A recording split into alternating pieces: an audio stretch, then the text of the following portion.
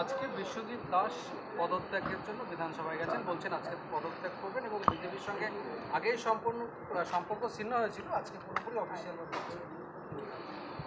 ও যে কী করছে আর কি করবে সেটা তো ওর ব্যাপার। সম্পূর্ণ নিজের স্বার্থের জন্য রাজনীতি করছে। এখানে মানুষের কোনো ফায়দা নেই, মানুষ কোনো উপকারই পায়নি।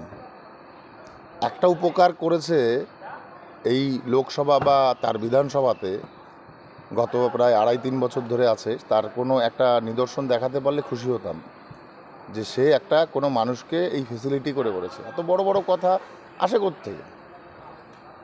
হ্যাঁ, এত বড় বড় একবার জাম করে বিজেপিতে আসছি তৃণমূল থেকে, আবার টিএমসিতে যাচ্ছি, টিএমসিতে সেখানে দাঁড়িয়ে এগুলো কি মানুষ এক্সপেক্ট করে? একটা মানুষের তো স্থিতি থাকা দরকার। কি করে ওকে বিশ্বাস করবে মানুষ? এখন বলছে যে বিজেপিতে যাওয়া মস্ত বড় ভুল ছিল।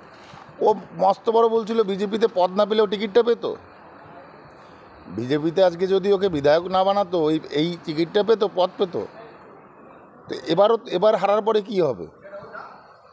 আবার বিজেপিতে আসবে? তাই যদি আসতে চায় আপনার, সে আমার আনার কি প্রশ্ন আছে? আমি আনার কে? একটা হচ্ছে আজকে প্রথম দফার ভোট, উত্তরবঙ্গে সকাল থেকেই দেখা যায় যে বিক্ষিপ্ত উত্তেজনা, কোথাও মারধরের মতো ঘটনা ঘটছে। উত্তর বাংলা সম্পূর্ণই বিজেপির আয়ত্তে। সেখানে ডমিনেট করতে গেলে মারপিট করতে হবে টিএমসি। তার এই যে গুন্ডা বাহিনী আছে, সেই গুন্ডা বাহিনী নিয়ে মারপিট করবে, এটা অস্বাভাবিক কিছু নয়, কিন্তু রেজাল্ট কিছুই আসবে না।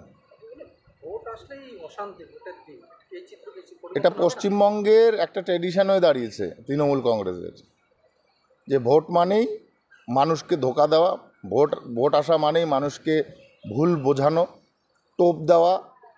ঠিক আছে, মাছকে যেমন চার দিয়ে টোপ দেওয়া হয়, ঠিক তেমনই টোপ দেওয়া হয়। এই সমস্ত রাজনীতিতে সারা পশ্চিমবঙ্গের মানুষ আজকে বিরক্ত। অতএব টিএমসিকে মানুষ দেখতে চাইছে না। দলের নেতাগুলো চুরি করে করে জেল ভর্তি হয়েছে, মানুষ তো সেগুলো দেখছে।